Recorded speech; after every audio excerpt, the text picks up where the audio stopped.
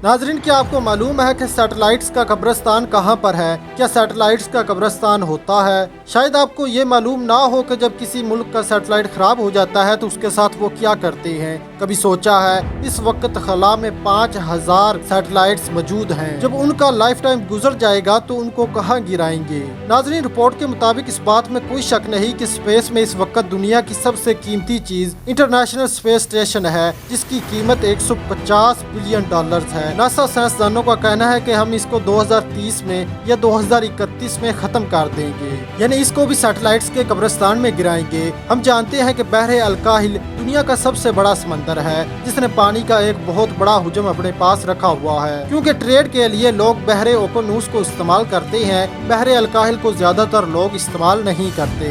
इस वजह से साइंसदानों ने सैटेलाइट कब्रिस्तान के लिए बहरे अलकाहिल को चुना। लेकिन बहरे अलकाहिल में भी तो कुछ ट्रेड होती है, इस वजह से बहरे अलकाहिल की एक ऐसी जगह ढूंढी गई जहां इंसान के लिए जाना मुमकिन ना हो। चूँकि ये हमारी इंसानी आबादी से बहुत दूर समंदर में मौजूद है, इस वजह से जब सैटेलाइट्स या फिर खला स्टेशन अपनी मुद्दत पूरी करते हैं, उन्हें वापस जमीन की फिजा में दाखिल करके उसी मकाम पर गिराया जाता है। नाजरीन, आप इस रिपोर्ट के बारे में क्या राय रखते हैं? कमेंट बॉक्स में जरूर बताइएगा। शुक्रिया।